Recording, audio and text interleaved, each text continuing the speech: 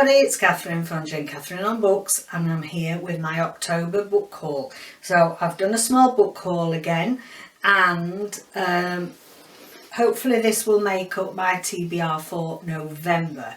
And don't forget, it's non-fiction November, so I like to participate in that every year. So I'll see what other non-fiction books I can come up with as well to go with these. I actually have got a new non-fiction book here, and actually, because we're talking about non-fiction November, I may as well start with it.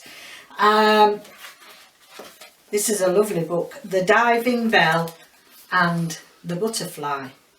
Not heard of this before at all. By Jean-Dominique Bourby. Now, I'm not sure if it's a beautiful book. It's got French flaps. It's just a really lovely book.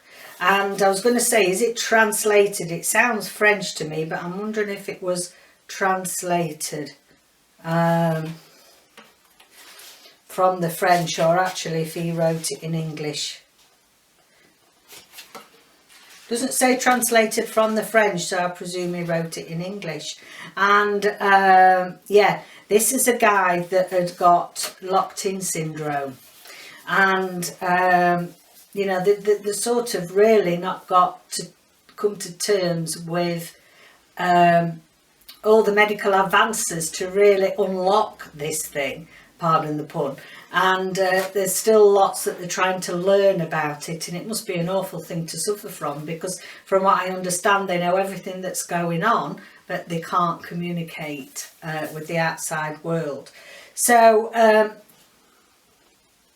it says, in 1995, Jean-Dominique Bourby, editor-in-chief of French Elle and the father of 2 young children, suffered a massive stroke and found himself paralysed and speechless.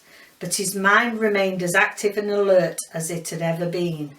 Using his only functioning muscle, his left eyelid, he was determined to tell his remarkable story, painstakingly spelling it out, letter by letter. The Diving Bell and the Butterfly records Bourby's lonely existence, but also the ability to invent a life for oneself in the most appalling of circumstances. It is one of the most extraordinary books about the triumph of the human spirit ever written.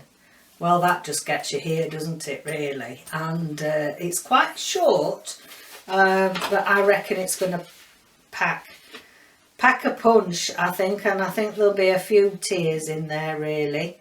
I mean, he has passed away now, this guy, and you can't imagine being in that position, can you? So I am really excited. I think this is the first one I'll pick up in November from a non-fiction reads. Bit of a lighter note, Rainbow Rowell, Eleanor and Park. Now, I think we've all heard of Rainbow Rowell. It seems to, you know, she does the very much YA, contemporary, does the rounds with all the youngsters on BookTube. If we're of a certain age, unless we're really in the BookTube community, I suppose not that well known. But it's one that I think Kerry Ann, my bestie on Woman vs. Books, I think she enjoyed it and recommended it, and I saw it for £3 for £5 at the Works, and thought I'd give it a try. So, and it's a lovely cover. It's very nice cover.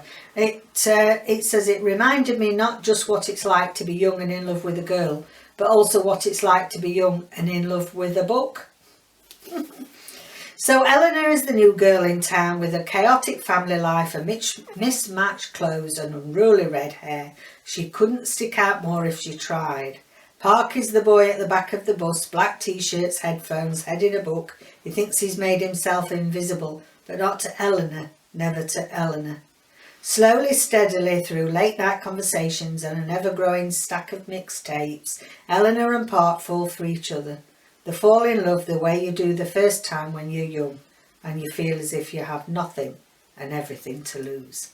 And yeah, it sounds quite sweet, so I'm looking forward to that. Next, thought we needed a bit of a psychological thriller in the mix. So 13, Steve Kavanagh. Now I have heard of this, and I have it's been on my radar, and I thought, yeah, I'm intrigued to read that, but I wasn't sort of going to pay the full price for it, and I was very excited when it was on the the special deal. So it says 13, the serial killer isn't on trial, he's on the jury. I mean, what more can you say than that, eh? The murder trial of the century is here. A ruthless prosecutor, a brilliant defence lawyer, a defendant with a secret, and a serial killer on the jury. Well, yes, I'm in. That's everything that you could wish for in a psychological thriller. I'm all for that. Next, I found one I haven't got by Jen Bennett, Starry Eyes. And this is it is a YA. And I first came across Jen Bennett. If you remember, if you've been with me a while, when my mum first died, I went through a phase of reading and liking YA. It's not a genre that I'd read in the past, and I never thought that I would have enjoyed the genre, but I got some cracking reads that year and really enjoyed them. And yeah, I think it was Night Owls that I read, the first one by Jen, and very well written, and always has important points to say. So what's this one about? A lot can happen in the wilderness. Best friends turn worst enemies, Zori and Lennon have made an art of avoiding each other. But when a group camping trip goes south, Zori and Lennon find themselves stranded in the wilderness alone, together. And what could possibly go wrong?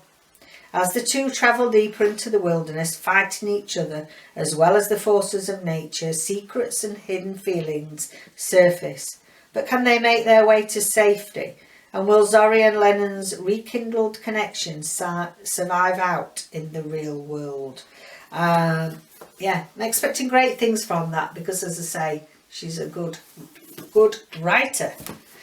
And then the last two I've got to show you, two books by my lovely, one of my faves, Anne Cleeves. So I've got two that I haven't got on my shelves. So this is The Sleeping and the Dead, and it's that Burial of Ghosts.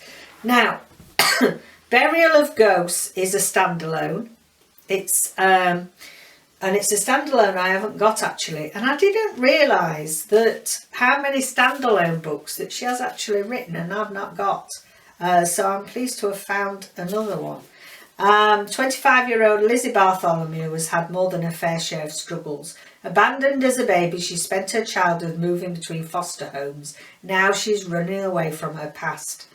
A holiday in Morocco seems to be the perfect escape, especially when she meets Philip, a fellow tourist who distracts her from her troubles. After a brief affair, Lizzie returns to England.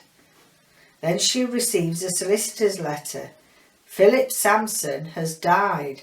In his will, he has left Lizzie a gift of £15,000, but there are conditions attached to this unexpected legacy, and that will soon force Lizzie to confront terrifying secrets. And David's just read this. 4 stars, did you give it?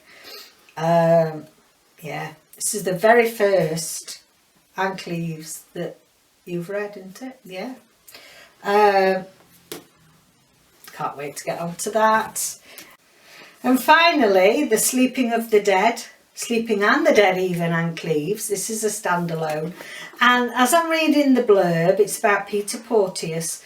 And he is a detective that's investigating somebody that's been missing for years and years and years. Because they find this corpse, and it is the corpse of Michael Gray. The county prison officer, Hannah Morton, this is a big shock to her, because this was her boyfriend and she was with him, and he suddenly disappeared, and now he's being found something like 20 years later in a mudslide. Now when I started reading through the blurb, I realised that I have read this, And so I've been and checked on my shelves and I have got this.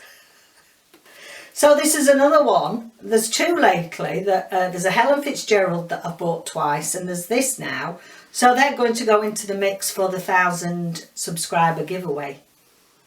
So I do remember this now. Cracking story. Very, very good. Yeah. So there I was thinking, oh, I've got two I've not had before. Yeah. I should start checking my list, shouldn't I, make sure that I haven't got it. I've got far too many books now. You can't remember what you've got, can you? Anyway, that's it. That's a little bit of a book haul there. I'm excited to get to these. And yeah, I've split it up because I've just got a few more. So I thought I'd split it into 2 parts, not make it too long for you. All right then. Thanks for joining me. Bye for now.